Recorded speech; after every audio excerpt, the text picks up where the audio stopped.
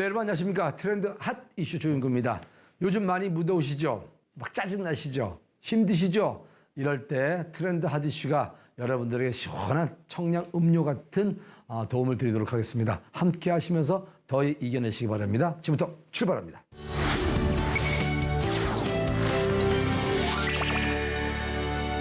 과학의 발전은 생활을 윤택하게 만들어주지만 이에 대한 부작용으로 각종 질병에 노출되기도 합니다. 그중 하나가 바로 스마트폰과 PC 사용으로 인한 이 목 질환이 아닐까 싶은데요. 그냥 놔두어도 괜찮은 질환인지 해결 방안은 무엇인지 트렌드 아디쇼에서 자세히 알아보는 시간을 마련해봤습니다. 스마트폰과 컴퓨터 사용량이 증가하면서 이른바 거북목 증후군을 겪는 사람들이 늘고 있습니다. 이러한 목 질환은 놔두면 전신 곳곳에 통증으로 이어질 수 있기에 각별한 주의가 필요한데요. 거북목을 진단하는 방법과 치료 방안에 대해 지금 자세히 알아봅니다. 여러분의 목 건강은 안녕하십니까? 최근 많은 분들이 목부터 어깨까지의 부위에 뻐근함, 뭉침 등의 증상으로 병원을 찾고 있다고 합니다. 이들이 얻은 병명은 다름 아닌 거북목 증후군. 오늘날 컴퓨터 사용이 일상화되고 스마트폰 보급이 증가하면서 목, 어깨 통증을 호소하는 사람들이 늘고 있습니다. 컴퓨터와 스마트폰을 오래 사용하다 보면 목과 어깨 근육이 긴장하여 뻣뻣해지고 통증이 일어나게 됩니다. 보통 성인의 머리 무게는 약 4에서 5kg 정도인데 머리를 앞으로 1cm 내밀 때마다 약 1.8kg의 무게가 뒷목에 더해집니다. 이렇게 무거운 머리를 목 뒤쪽 척추 근육과 관절이 잡아주고 있는데요. 장시간 목을 앞으로 내밀고 있으면 목, 어깨 근육이 긴장되고 시간이 지날수록 근육에서 통증 유발 물질이 분비되기 때문에 뒷목, 어깨가 뻣뻣해지고 통증이 나타납니다. 거북목은 본래 C자 형태를 유지하고 있어야 할 목뼈가 정상적인 위치에서 벗어나 자라처럼 목이 앞으로 나가 있거나 일자 모양으로 된 상태를 말하는데요. 자신이 거북목 증후군인지 확인할 수 있는 간단한 방법이 있습니다. 등을 벽에 기댄 상태를 옆에서 봤을 때 머리와 목이 어깨보다 앞으로 나와 있거나 등이 굽어 있는 경우 의심할 수 있습니다. 또한 목과 어깨 근육이 자주 불편하고 통증이 느껴지거나 쉽게 피곤하면 거북목을 의심할 수 있습니다. 더욱 정확한 것은 목을 정밀하게 검사할 수 있는 신경외과 등의 병원을 방문해 엑스레이 촬영을 통해 진단을 받는 겁니다. 거북목 증후군을 앓고 있는 경우 목 디스크 발생 가능성이 증가합니다. 또한 긴장된 근육이 뒤통수에 있는 신경을 누르는 경우 두통 및 어지러움이 발생합니다. 조금만 일을 해도 쉽게 피곤해지며 만성 피로에 시달리는 경우도 많습니다. 목이 앞으로 나올수록 하중도 커지기 때문에 목뿐만 아니라 등, 허리에 무리가 가고 근육 손상으로 인해 온몸이 경직되며 통증이 유발되기도 합니다. 통증이 목에서 시작해 전신으로 이어지며 삶의 질을 떨어뜨리기 때문에 적극적인 치료가 필요한 질환이라고 보시면 됩니다. 특히 거북목 증후군으로 인해 일어나는 다양한 통증을 방치하게 될 경우 근육, 인대나 디스크에 압력이 가해져 목 디스크로 진행될 가능성이 높습니다. 때문에 적극적인 치료가 필요한데요. 보통 거북목 증후군 치료는 약물 치료, 물리치료, 주사 치료 등을 병행해 진행한다고요. 거북목 증후군 같은 경우에는 이제 뼈 자체의 문제보다는 그 뼈를 구성하고 있는 이제 주위의 인대나 그다음에 근육들의 그 불균형의 문제가 더 크기 때문에 도수 치료 같은 경우에는 그 인대나 이제 근육들의 그 톤을 떨어뜨리고 주변에 지금 밸런스가 안 맞는 부분들을 이제 밸런스를 맞춰서 쓰지 못하는 근육들은 자극시켜주고 너무 과한 근육들은 뭐 여러 가지 기법으로 톤을 떨어뜨려서 이제 정상적인 위치로 돌리려는 치료 중에 하나입니다.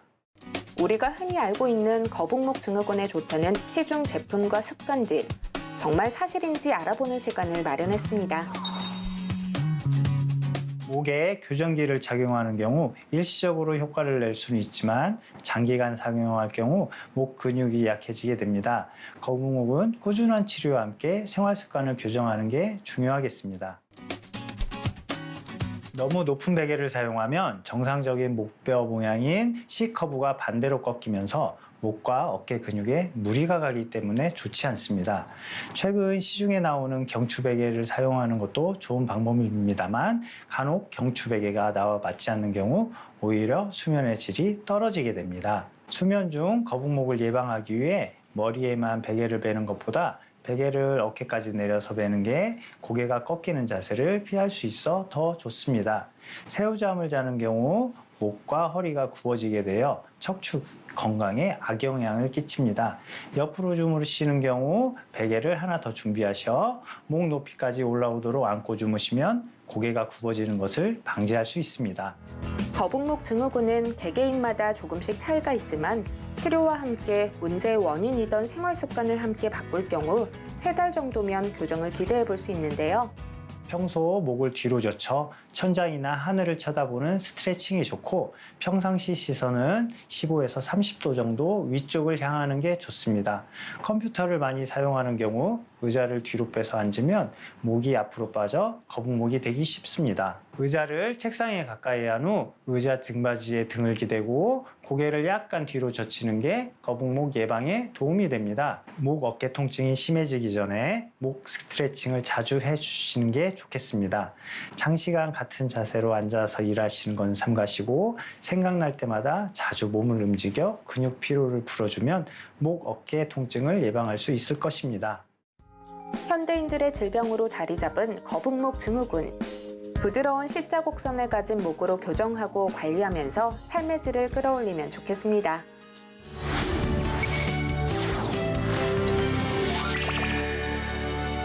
항공 기술이 발전하면서 안전한 비행에 필요한 초소형 부품들이 등장하고 덕분에 무선 비행 조종을 할 수 있는 드론이 탄생되며 대중화되고 있습니다. 날이 갈수록 드론의 기능이 다양해지면서 다양한 산업에 적극 활용되고 있다고 하는데 현실에 드론이 얼마나 깊이 들어왔는지 확인해 볼 수 있는 시간을 마련해 봤습니다. 화면으로 먼저 만나보겠습니다. 항공 발전과 함께 성장해온 무인 항공기 드론. 드론은 다양한 기능과 형태로 발전하고 있습니다. 오늘은 신기술을 접목해 다양한 산업에 적극적으로 활용할 수 있는 드론을 확인하고 이로 인해 산업 전반에 어떤 긍정적인 영향력을 줄 수 있을지 함께 알아볼까요? 하늘을 바라보면 어렵지 않게 드론이 떠다니는 모습을 볼 수 있습니다. 개인 취미용으로도 많이 사용하지만 최근에는 산업에 적극적으로 활용하는 추세인데요. 그중에서도 인건비를 절약할 수 있고 시간을 절약할 수 있는 드론 배달 배송 서비스가 주목을 받고 있습니다. 이미 미국을 포함해 호주, 핀란드에서는 음식, 물건 등을 배달하는 배송 서비스가 시행되고 있는데요. 곧 우리나라에서도 이러한 서비스를 볼 수 있을 것 같습니다. 개발된 드론은 수직 이착륙이 가능하고 고속 비행의 장점이 있어 배송과 감시 정찰에 특화된 드론입니다. 다른 수직 이착륙기에 비해 내풍성이 좋고 뒤쪽에 낙하산이 달려 있어서 비상시에도 안전합니다. 또한 비과식권 및 야간에도 운영을 해본 경험이 있고 작년에는 실증 사업을 통하여 적용된 기술을 검증하고 성능 및 안전성을 입증하였습니다. 고정익기와 회전익기의 장점만을 따서 만든 틸트 로터 드론은 회전익기처럼 수직으로 이착륙을 한 뒤에 일정 고도에 이르면 고정익기처럼 빠르게 전진하며 비행할 수 있는 강점을 가지고 있습니다. 틸트 로터 기술은 세계에서 2번째로 한국항공우주연구원에서 개발한 기술입니다. 고정익형 드론은 빠르지만 넓은 활주로가 필요하고 멀티콥터형 드론은 수직 이착륙이 가능하지만 비행 시 고정익기에 비해 에너지 효율이 떨어집니다. 하지만 저희 틸트 로터 드론은 수직 이착륙이 가능하고 전진 비행 시 날개의 양력을 받아 멀티콥터형 드론에 비해 에너지 소모량이 적습니다. 저희는 해당 기술을 적용하기 위해 설계부터 제작, 조립까지 자체적으로 진행을 하고 있습니다. 특히 틸트 로터 드론은 제자리 비행 능력을 갖추고 있어서 산악지형이나 긴급 업무를 수행하기에 적합한데요. 실제로 혈액 배송 실증으로 기체 하부에 혈액함과 카메라를 장착한 후 비가식권 자동 비행을 해보았고 신구교 야간 비행 역시 255회 단독 출격하는 데 성공했다고 합니다. 활용 방안이면 밑에 장착된 임무 장비에 따라 다양하게 활용이 가능합니다. 먼저 배송용, 그리고 이제 감시 정찰용, 그리고 모든 분야에서도 활용이 가능합니다. 제가 현재 물류 배송을 위해서 자체 개발한 드롭 시스템이 있습니다. 첫 번째는 착륙이 불가능한 지역에서 릴을 활용하여 물건을 천천히 내려오는 방식과 착륙이 가능하다면은 기체를 착륙을 하고 물건을 떨어뜨리고 그리고 나서 이륙하는 그 2가지 방식을 저희는 사용을 해서 배송을 할 때 효율적으로 배송을 하고 있습니다. 또한 기체 하부에 스피커랑 카메라를 장착을 해서 감시 정찰 용도로 활용을 하고 있습니다. 앞으로도 신뢰성이 확보된 무인기를 상용화하여 하늘길 운영의 표준 플랫폼을 개발할 계획이라는데요. 더욱 자세한 이야기 스튜디오에서 나눠보겠습니다.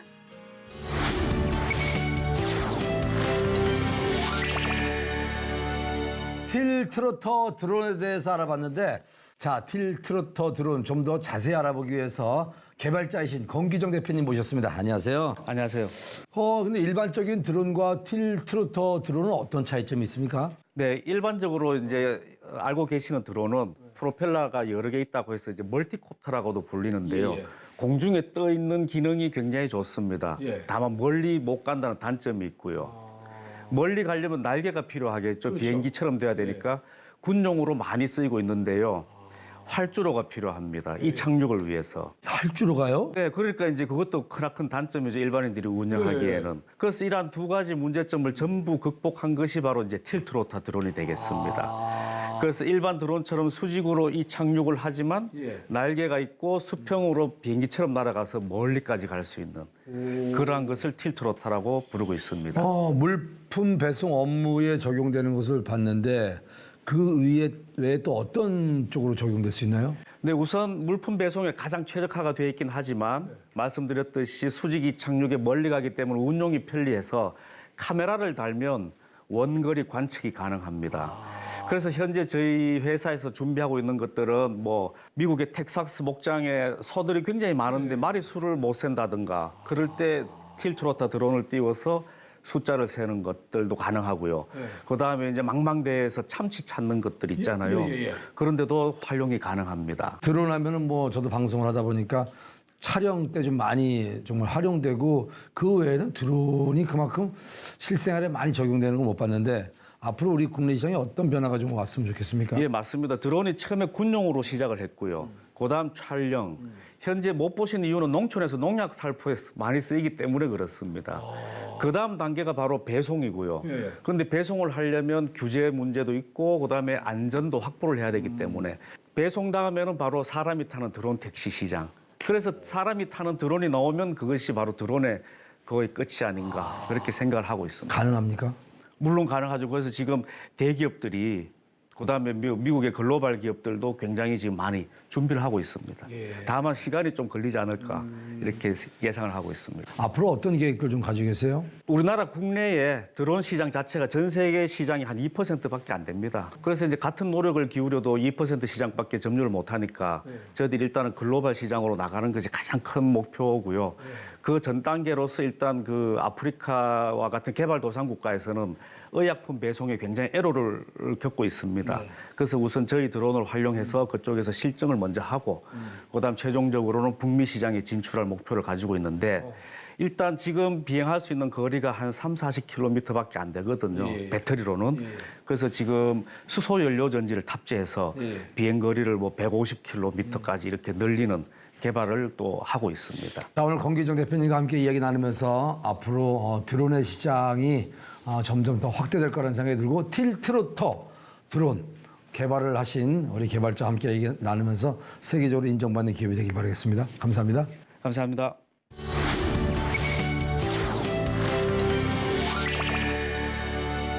상업적인 용도로 사용되는 영업용 차량을 상용차라고 합니다. 이러한 상용차들은 일률적으로 공장에서 똑같은 모양으로 찍어 나오고 있는데 업무 특성에 맞게 탈바꿈해주며 효율성을 높여주는 곳이 있다고 합니다. 어떤 내용인지 트렌드 하디쇼에서 발빠르게 알아봤습니다. 상업적 용도로 활용되는 다양한 상용차를 업무 특성에 맞게 인테리어하며 일하는 사람들의 업무 효율성을 쭉쭉 증진시킬 수 있는 방법이 있다고 합니다. 그 방법 지금 바로 공개합니다. 건물 내부만 인테리어 할 수 있다는 편견, 이제부터 버려야 할 것 같습니다. 조명을 설치하고 공구를 정리할 수 있는 차량 공간 솔루션으로 내 마음에 쏙 들게 차량을 인테리어 할 수 있는 방법이 있다는데요. 지금 이 보시는 제품은 선반 형태로 되어 있어서 필요 시에 따라 선반을 폈다가 필요가 없을 시에는 선반을 이렇게 접어서 활용하실 수 있어서 내부의 공간을 최대한 활용하실 수 있다라고 봐주시면 될 것 같고요.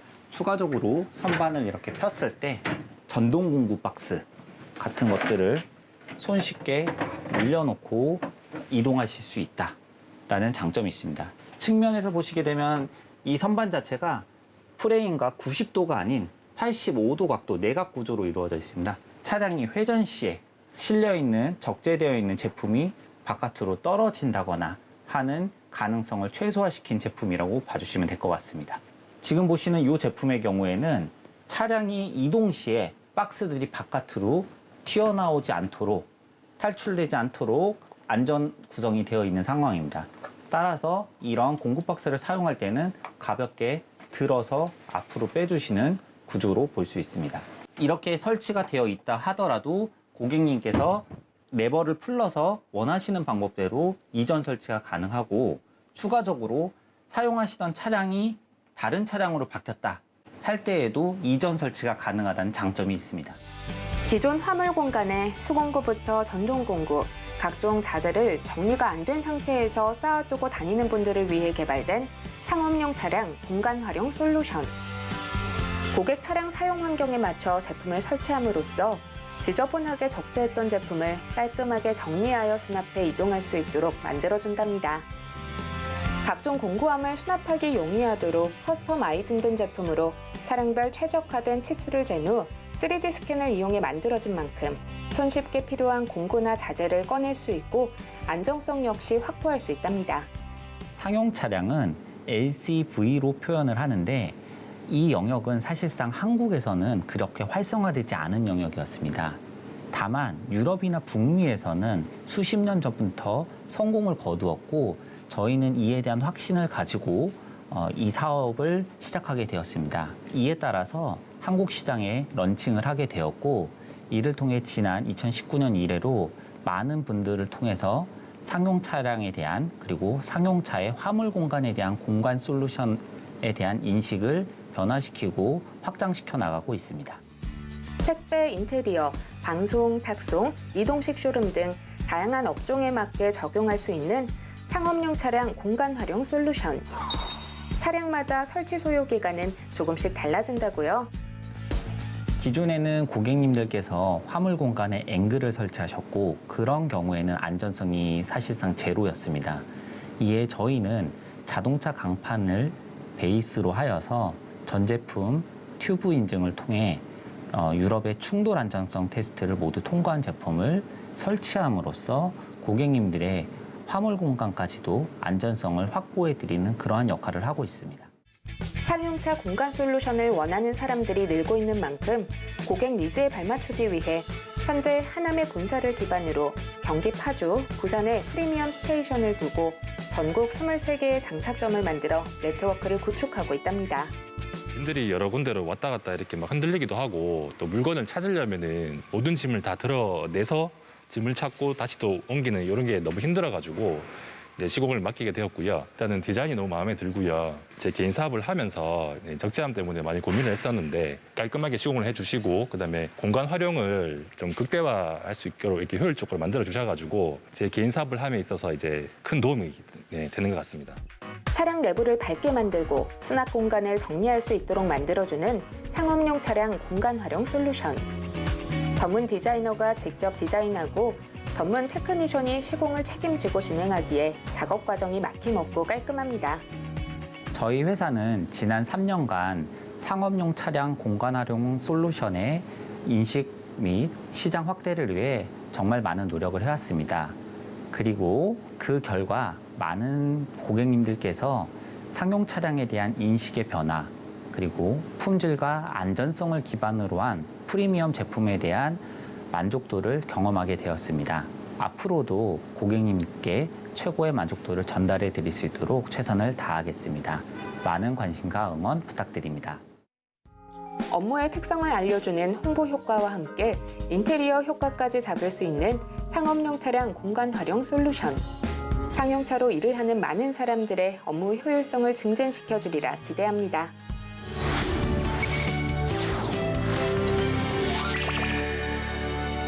기온이 높고 자외선이 강한 여름철이면 피부 트러블로 고생하는 분들이 참 많습니다. 특히 요즘에는 코로나19로 인해 마스크 착용까지 하다 보니 피부에 큰 부담을 주고 있는 상황인데요. 그래서인지 여드름 환자들이 굉장히 많이 늘었다고 합니다. 시간이 흐르면 괜찮아지겠지라는 생각으로 방치하다가는 착색이 되거나 증상이 심해질 수 있어 주의가 필요하다고 그러는데, 자, 올여름 여드름 관리법에 대해서 자세히 알아봤습니다. 젊음의 상징이자 동시에 고민거리인 여드름. 남녀노소를 막론하고 흔하게 겪는 피부 질환 중 하나인데요. 여드름의 발생 원인과 치료법에 대해 정확히 알고 있다면 아름다운 피부로 가꿀 수 있습니다. 여드름에 대한 모든 정보 지금 함께 알아보시죠.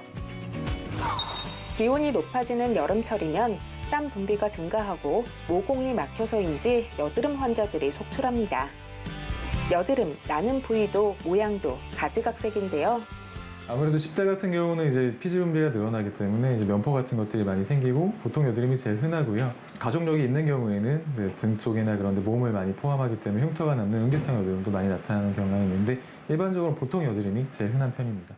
보통 여드름이 나게 되면 손이나 기구를 이용해 짜는 분들이 많죠. 하지만 오히려 이러한 행동이 세균을 증식시켜 여드름을 악화시킨답니다. 여드름을 예방하고 제거하기 위해서는 여드름 발생 요인이 무엇인지 정확히 파악한 후 이 요인을 없애는 것이 중요하다고요. 네, 보통 여드름은 60% 이상에서 가족력을 보이고 있으며 이러한 경우에는 남성에게 조금 더 흔하고 얼굴뿐만 아니라 몸을 같이 포함하는 경우가 있으며 흉터를 잘 남기는 경향이 있습니다. 여드름 발생 과정과 관련된 여러 가지 요인들을 살펴보면은 먼저 미세 면포를 형성하는 모낭 상피세포의 과증식, 그다음에 계절적인 요인과 호르몬적인 요인으로 이제 발생하는 과도한 피지 분비 등이 있으며 그 외에도 모낭 주변에 생기는 여드름균 또는 염증들이 있습니다. 또한 당이 많이 포함된 음식이나 유지방이 많이 포함된 음식도 여드름의 발생에 기여하는 것으로 알려져 있습니다. 모낭 상피 과증식, 피지 분비, 여드름균 증가, 염증 반응 이 네 가지가 여드름 발생에 있어 가장 핵심적인 요인인데요. 요인이 다양한 만큼 여드름이 나는 원인을 제대로 분석해 치료 방안을 선택하고 있답니다. 여드름 치료 시에는 자신한테 잘 맞는 치료 방법을 찾는 것이 중요한데 먼저 자신의 피부 상태를 체크하는 게 가장 중요하고 그다음에 피부 체질을 알아가는 것도 중요하며 현재 여드름 상태가 어느 정도인지에 따라 적합한 치료를 결정하는 게 중요합니다. 아무리 좋은 치료를 하더라도 자기한테 잘 맞는 치료가 있고 그렇지 않은 치료가 있기 때문에 전문의의 진단에 따라서 자기한테 잘 맞는 치료를 찾아 나가는 노력이 중요합니다. 이외에도 여드름에 관한 궁금증 OX로 자세히 풀어볼까요? 여드름은 사춘기와 20대 때만 발생하는 건가요?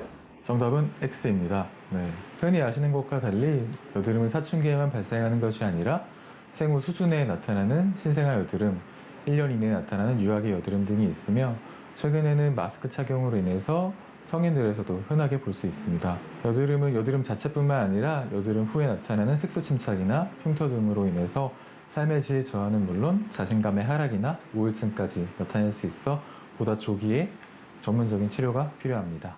여드름은 치료받은 후에 재발하지 않나요? 정답은 X입니다. 여드름은 다양한 원인으로 인해 발생하기 때문에 흔하게 재발할 수 있습니다. 근데 많은 분들이 어느 정도 호전을 보이게 되면은 치료를 중단하고 소홀히 하는 경향이 있습니다.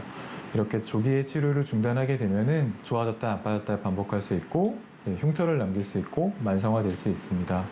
따라서 육안적으로 보기에 일부 좋아졌다고 해서 치료를 중단하는 것이 아니라 피부 속까지, 체질까지 개선할 수 있도록 꾸준한 치료를 필요로 합니다.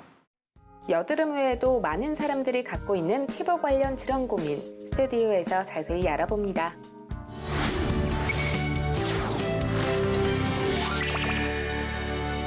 여드름의 원인과 해결 방안에 대해서 알아봤는데요. 자, 여드름 못지않게 많은 질환으로 피부과를 찾는 분들이 많다고 합니다. 어떤 질환인지 알아보는 시간을 가졌는데요. 우리 개이상 피부과 전문의 모셨습니다. 안녕하세요. 네, 안녕하세요. 선생님, 이 질환, 여드름 못지않게 많이 찾는 이 질환은 뭡니까? 네, 바로 탈모입니다.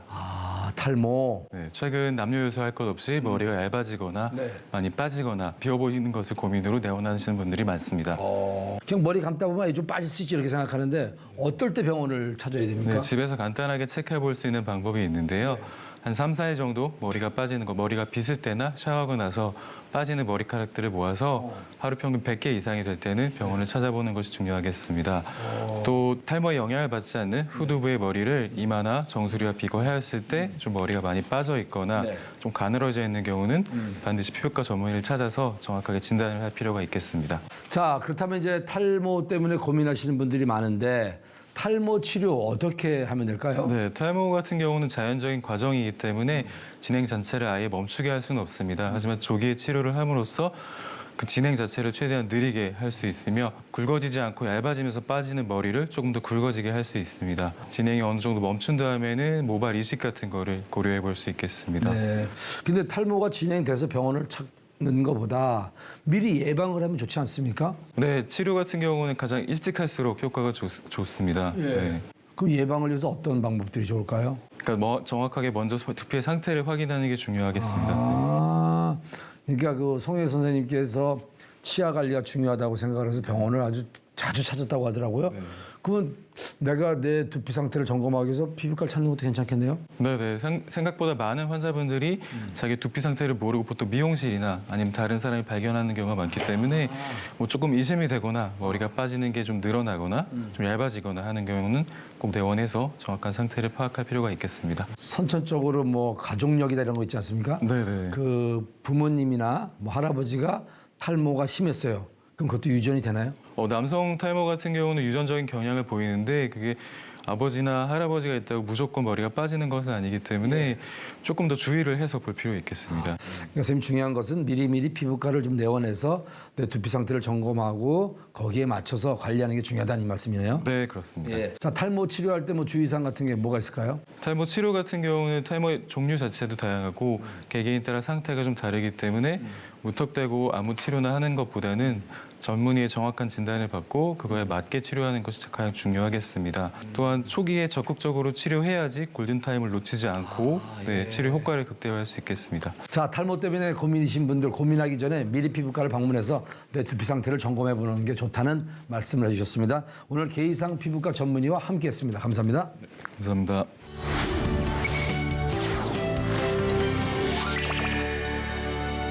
내 집 마련과 함께 미래를 위한 준비를 할 수 있는 것이 바로 부동산이 아닐까 싶습니다. 하지만 고액을 투자해야 하는 만큼 내게 맞는 상품인지 꼼꼼히 확인이 필요한데요. 이러한 정보를 전달해주는 역할을 하는 사람들 중에 한 명이 바로 분양상담사입니다. 최근 분양시장이 호황을 누리면서 분양상담사 역시 주목을 받고 있는데요. 어떤 업무를 하는 사람인지 자세히 알아보는 시간을 마련해봤습니다. 화면으로 만나보시죠. 최근 각광받고 있는 직업 중 하나인 분양상담사. 분양상담사의 역할과 어떻게 하면 분양상담사로 활약할 수 있을지에 대한 모든 정보를 담았습니다. 분양상담사의 모든 것, 지금 바로 확인해 보시죠. 안녕하세요. 트렌드 아티슈 리포터 전은아입니다. 요즘 주택 가격을 예상하기 어려운 만큼 많은 분들께서 내 집 마련을 위해 혹은 투자를 위해 분양에 많이들 관심을 가지고 있습니다.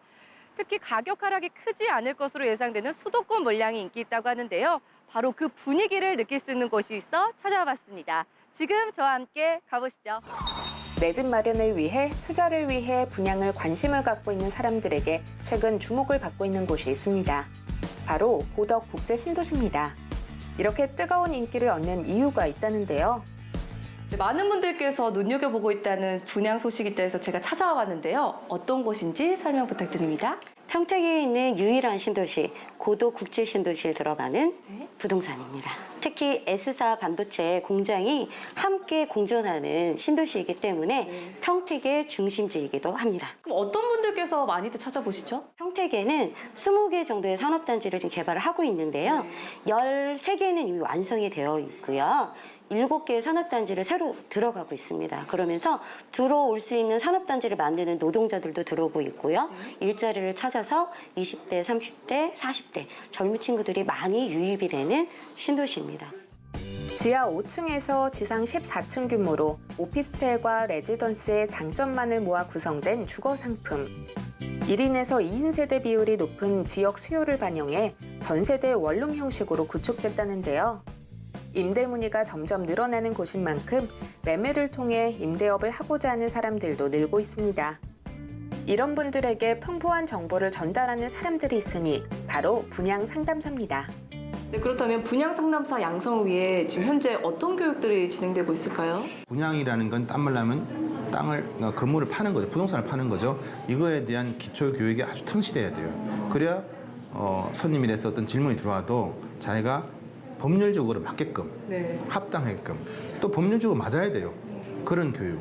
그러니까 무조건 어떻게 팔아서가 아니라 자기가 이 직업을 가지면서 장시간 근무했을 때 이분한테 이상이 없도록 설명하려면 기본적으로 제가 생각할 때는 투자의 어떤 기초 가치가 필요하겠죠. 그다음에 부동산에 대한 기초도 필요할 것이고, 그다음에 판매에 대한 책임 이런 것도 필요해요. 그래서 그런 교육 위주로 아주 제가 봤을 때는 좀 탄탄하게 팔아서도 문제가 안 되고 산 사람도 사서 고마워서 할 수 있는 이런 위주로 교육을 하고 있습니다.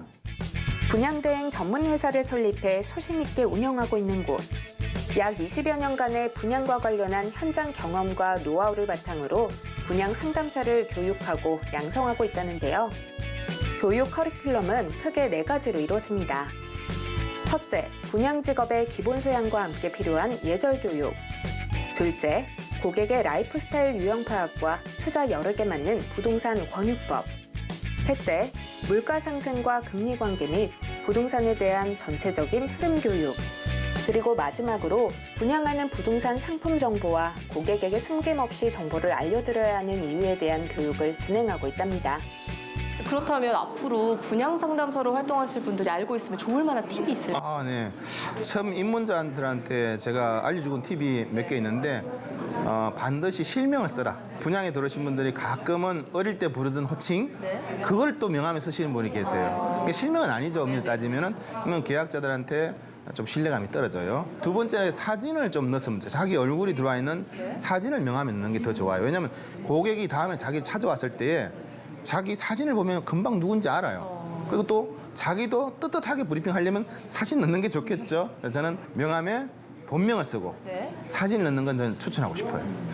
그다음에 추천하고 싶은 거는 손님의 눈으로 보고 현장을 선택해서 들어가라. 그게 상당히 중요하고, 세 번째는 한 현장에서 분양이 안 된다고 떠나지 마라. 왜? 더 깊이 있게 파헤치고 그거를 좀 더 분석하고 장과 단을 더 많이 파악을 해서 손님한테 장단점을 골고루 습관을 가져서 브리핑을 잘해주면 좋겠다는 거. 그다음에 마지막으로는 남들이 보지 않는 단점까지 파악을 해라. 초보자들은 장점을 자꾸 부각하려고 그래요. 그러지 말고 단점을 많이 알고 그 단점을 최대한 장점으로 살리는 이런 연습을 해야 돼요. 그러니까 초보자한테 전하고 싶은 건 팔고자 하는 그 매물에 장과 단이 있다면 단점을 더 많이 파악해라. 그리고 그거에 대해서 대비하라. 이러고 싶어요, 제가. 이 커리큘럼의 경우 분양대행사에서 직접 이루어지는 것이기 때문에 교육 수료 후 바로 현장에 투입될 수 있는 장점을 갖고 있습니다. 특히 분양 상담사는 자신이 열심히 일을 할수록 연봉도 함께 오른다는 것이 큰 매력. 여기에 성과와 성취감을 동시에 맛볼 수 있어 업무 만족도가 높다고 합니다. 체계적인 커리큘럼으로 탄탄한 실력과 정보를 갖춘 분양 상담사분들이 많이 나오실 거라 아주 기대가 되는데요. 마지막으로 앞으로의 계획 말씀 부탁드립니다. 저도 20년간 단연간 노하우를 거쳐서 좋은 상품을 만들어서 좋은 상품으로 보답하고 싶어요. 그래서 제가 녹아있는 20년의 노하우를 좋은 눈으로, 손님의 눈으로 발췌해서 손님한테 주고 싶은 게 앞으로 저희가 지향하는 저희 분양 대행사의 노력이에요. 전망이 유망하면서 진입 장벽도 낮아 패기 있는 사람이라면 누구나 도전해 볼 수 있는 분양 상담사. 전문성과 역할이 필요한 부동산 시장에 꼭 필요한 분양 상담사들을 양성하는 데 큰 힘을 쏟아주길 기대합니다.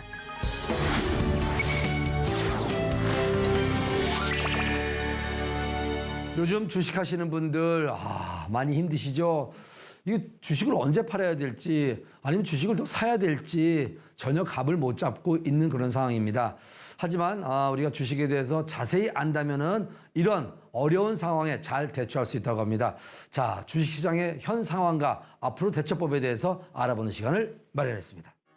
코스피가 1년 7개월 만에 폭락을 거듭하며 약세장에 본격 진입했습니다. 손실이 뻔한 이 상황 참고 기다려야 할지 아니면 지금이라도 보유한 주식을 처분하고 손실을 줄여야 할지 함께 이야기해 보시죠. 글로벌 증시의 계속된 폭락으로 주식시장은 베어마켓, 즉 약세장에 진입했습니다. 탄탄한 실적을 쌓고 있는 종목부터 높은 수익률을 자랑하던 성장주 종목까지 떨어지지 않는 종목을 찾기 어려운 상황입니다. 증시가 언제까지 하락할지 정확하게 예측하기 어려운 만큼 이에 주식 투자자들의 한숨이 늘어가고 있는데요. 이러한 현실에 현명하게 대처할 수 있는 방안을 주식 투자 전문가의 조언을 통해 들어볼까 합니다. 저희 회사가 보고 있는 방향은 지금 주식 시장이 적어도 한 종아리 정도 내려와 있다. 그러니까 발바닥까지는 아니어도 저평가되어 있는 구간에 내려와 있다 정도로 판단하고 있습니다.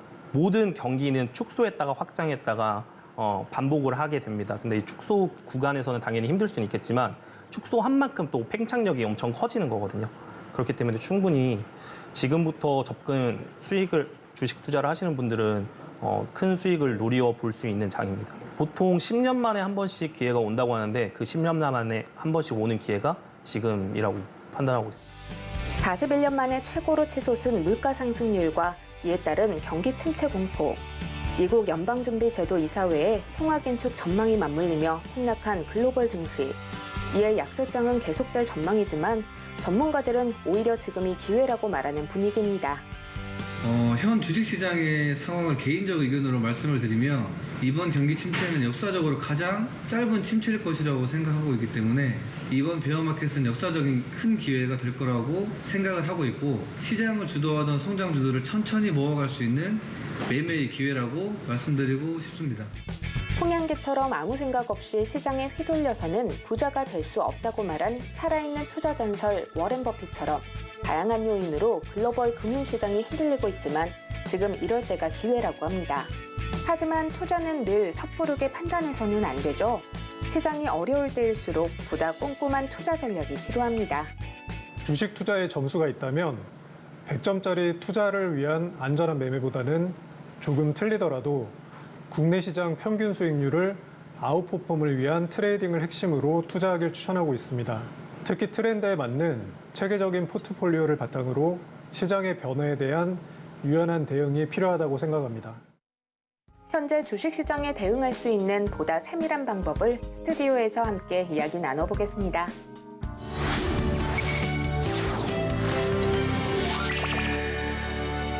자, 주식 투자 때문에 스트레스 받았던 분들 많을 겁니다. 반면 지금이 또 주식 투자의 적기다라고 이렇게 또 화면을 통해서 확인해 봤는데 좀 더 자세한 주식 전망에 대해서 알아보기 위해서 이 자리에 전대환 대표님 모셨습니다. 안녕하세요, 대표님. 네, 안녕하세요. 투자를 좀 할까, 주식에 좀 이렇게 좀 관심을 갖는 분들은 어떻게 하면 좋을까요? 과거의 역사를 봤을 때 사실 침체 국면에서 주식을 사놨을 때 최소한 3년 정도, 5년 정도 묵혀놨다면 좋은 결과를 많이 봤었습니다. 그렇기 때문에 지금은 단기적인 그런 변동성보다는 좀 롱텀 매매를 좀 하는 게 좋지 않을까 합니다. 개인 투자자들은 뭐 투자 정보나 포트폴리오를 잘 이렇게 하라 이런 얘기가 있거든요. 네. 그건 어떻게 생각하시는지요? 포트폴리오를 좀 한쪽에만 치중하지 마시고 좀 분산해서 좀 성장 섹터에 투자하는 게 좋지 않을까 싶고요. 금리 인상이라던가 우크라이나, 러시아 전쟁 관련된 이런 대외적인 변수들이 워낙 많다 보니까 현금 비중은 30% 이상을 들고 트레이딩을 하시기를 추천드리고 있습니다. 이런 건 좀 조심해라라는 게 일단 뭐가 있을까요? 일단 단기의 매매죠. 잦은 매매고 변동성 자산은 변동성이 가장 클 때 기회라고는 하지만 그거는 상위 0.01% 정도의 수준의 사람들에게만 기회인 거고요. 나머지 투자자분들은 대부분 이 변동성에 많은 돈을 잃습니다. 그러니까 쉽게 말해서 예를 들어 스캘핑이라던가 단타라던가 쉽게 다 통합해서 데이 트레이딩이라고 말씀들을 드리는데요. 사실 이런 매매법이 정말 잘한다라고 하면은 책에 나오는 그런 주인공들처럼 돈을 많이 벌 수 있겠지만은 내가 0.01%라는 상상을 하면서 트레이딩을 하는 거는 항상 안 좋은 결과를 가져오더라라고 말씀을 좀 드리는 게 맞을 것 같습니다. 저도 주식을 통해서 많은 손해를 받고 그래서 공부를 하고 싶은데 어떻게 공부해야 되는지를 모르거든요. 저 같은 사람을 위해서 주식 공부를 좀 하고 싶어하는 분들을 위해서 뭐 그런 도움을 주고 있다고 들었습니다. 체계적인 시스템을 통해서 거시적인 경제부터 그다음에 트레이딩의 포트폴리오까지 똑같은 관점으로 교육을 하고요. 저희 회원분들, 투자자분들을 위해서 그런 서비스를 제공하기 위한 철저한 교육이 진행되고 있고 회원님들이 보통 예를 들어서 트레이딩을 못 따라오시거나 혹은 어떤 실수를 많이 범하고 하시는데 그 관련된 부분들을 저희 회사에 초빙을 해서 초대를 드려서 저희 전문가분들 그리고 매니저분들 까지 1대1로 교육들을 다 진행해드리고 있습니다. 대표님은 남의 이야기만 듣고 주식을 사기보다는 내가 공부해야 된다 이 생각입니까? 네, 맞습니다. 특히 우리나라 같은 경우는 변동성이 워낙 큰 장이기 때문에 차트를 많이 보시는 분들이 있는데 결국에는 거시적인 경제, 이게 경제를 알아야지만 어떤 투자에 대한 개념을 확립할 수 있기 때문에 경제를 알고 투자를 하자라고 좀 말씀을 드려보고 싶습니다. 자, 올바른 주식 투자는 내가 공부를 해야 된다, 배워야 된다 이런 말씀해 주셨는데 주식에 관심 있는 분들은 한번 공부에 관심을 갖는 것도 좋을 것 같습니다. 전대한 대표님과 함께했습니다. 감사합니다. 감사합니다.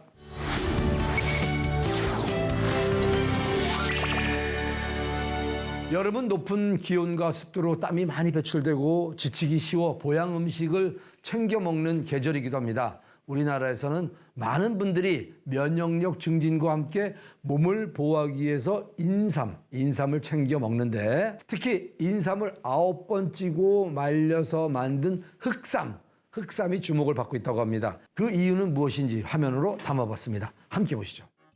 면역력 증진에 도움을 주는 인삼. 이 인삼을 찌고 말리는 과정을 거듭해 반복하면 흑삼이 됩니다. 흑삼은 만드는 데 상당한 시간과 정성이 필요한 만큼 인삼에 들어있는 좋은 효능이 극대화된다고 알려지면서 큰 인기를 얻고 있는데요. 흑삼의 매력 지금부터 파헤쳐 보시죠. 기록적으로 뜨거울 것으로 예상되고 있는 올여름, 기력 보충에 도움이 되는 음식을 챙겨 드시는 분들 많죠. 예나 지금이나 가장 인기인 식재료가 인삼이 아닐까 싶은데요. 인삼은 가공 방법에 따라 종류가 조금 달라집니다. 다양한 종류 중에서 최근 흑삼이 주목을 받고 있다는데요. 그 이유가 무엇인지 관계자를 통해 들어봤습니다. 여기 이제 6년근 수삼입니다. 이 수삼을 증기로 110도에서 150도로 압력 방식으로 해서 한번 찌고 한번 말리게 되면 여러분들이 알고 계시는 홍삼이 되는 겁니다. 흑삼은 뭐냐면 이 수삼을 9중9포로 해서 9번을 찌고 9번을 말리고 찌고 말리고 해서 9번의 과정을 거치게 되면 까맣게 나오는 게 바로 흑삼입니다. 홍삼은 인삼을 1에서 3회 쪄서 말리는 데 그치는 데 반해 흑삼은 보통 9회 정도를 쪄서 말립니다. 찌고 말리는 횟수가 많을수록 붉은색에서 점점 더 검은색으로 변하는데 그만큼 제조 시간이 길어진답니다.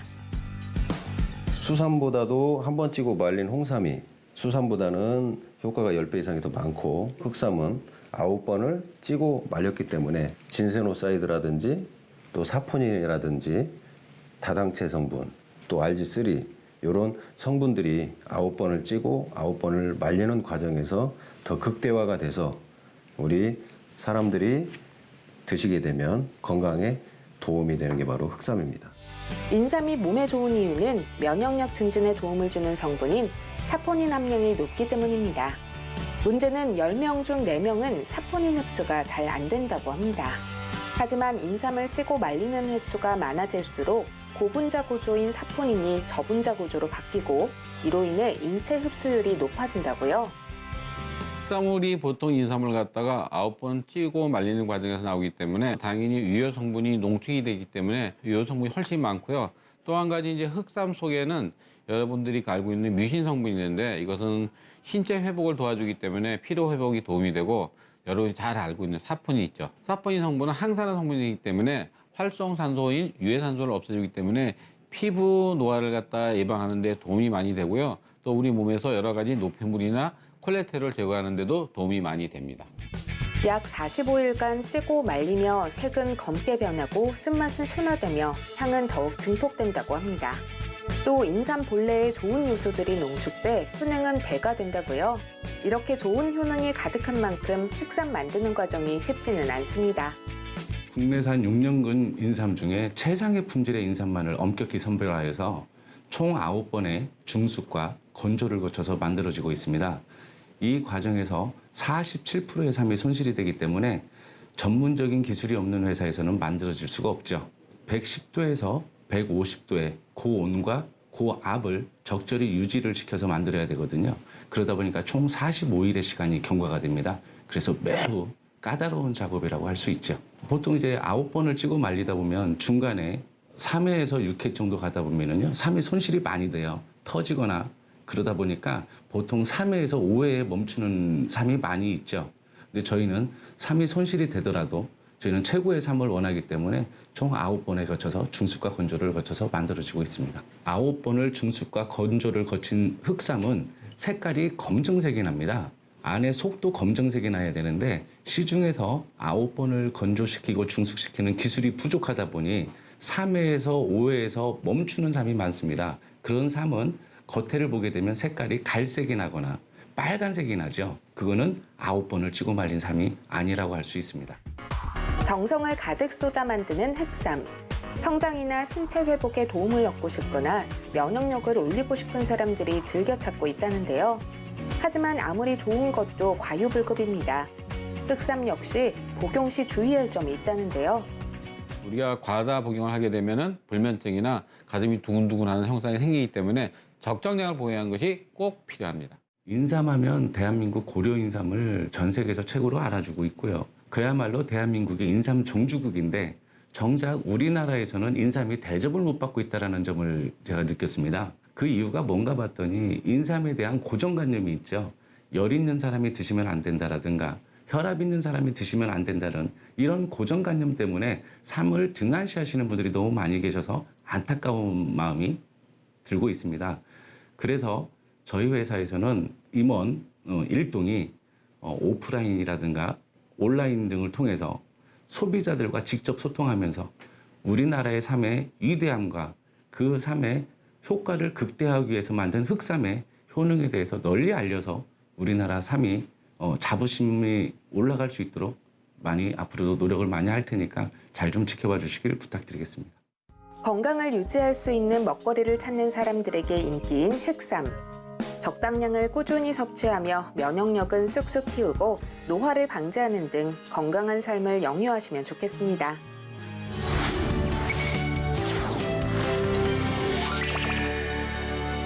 (4차) 산업혁명 시대, 정보가 곧 재산이라고 해도 과언이 아니죠. 보안에 대한 중요성이 대두되고 있는 이때 암호 스키마란 해결책이 등장을 했다고 합니다. 이에 대해 알아보는 흥미로운 시간을 오늘 트렌드 아디쇼에서 준비해봤는데 여러분도 함께 만나보시기 바랍니다. 4차 산업혁명 시대를 이끌어가는 기본 요소인 데이터.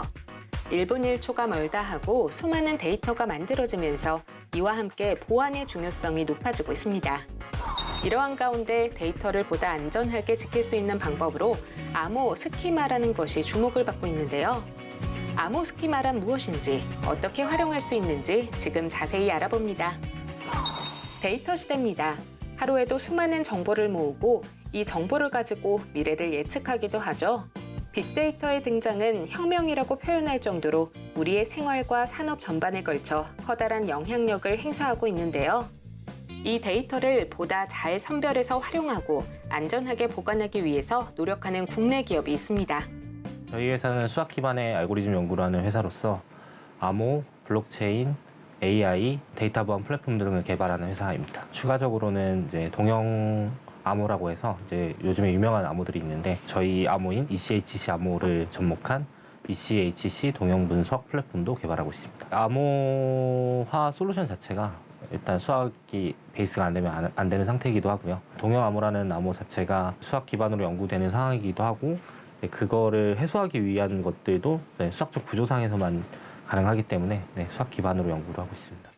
수학 기반 암호 알고리즘을 연구하는 회사로 시작해 현재는 암호 스키마, 인공지능 관련 알고리즘과 데이터 보안 플랫폼 등을 개발하고 관련 분야의 학술적 연구를 진행 중인 회사. 특히 암호 스키마를 원천 개발해 화제가 되고 있는데요.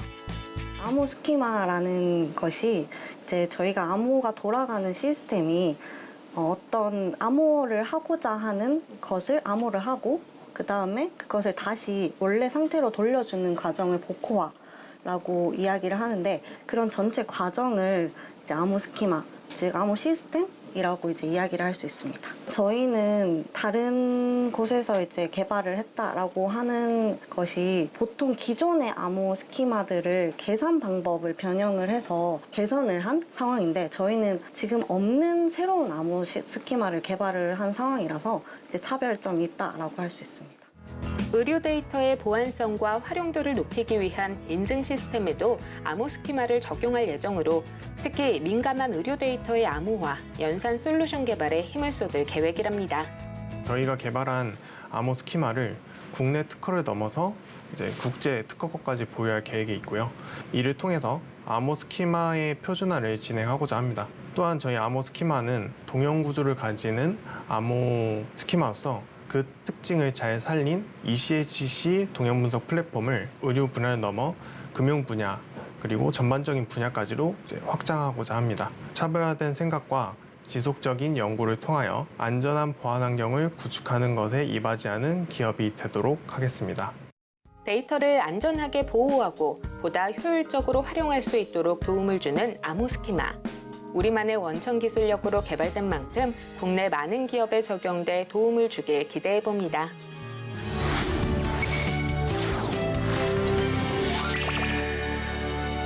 자, 트렌드 아디쇼 오늘 여러분들과 함께했습니다. 벌써 여러분들과 아쉽지만 작별할 시간인데요.